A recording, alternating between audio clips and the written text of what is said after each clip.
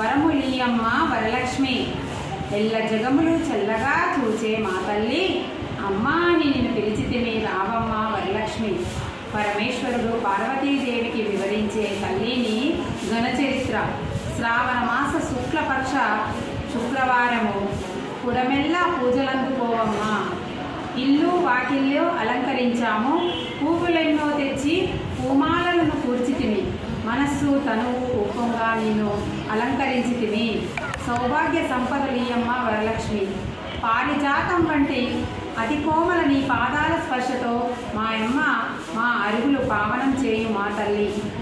అతివలు నీ రూపమని తలచి ఇచ్చేము వాయినాలు, పొందేము నీ ఆశీస్సులు మాయమ్మ. ధన్యవాదాలు.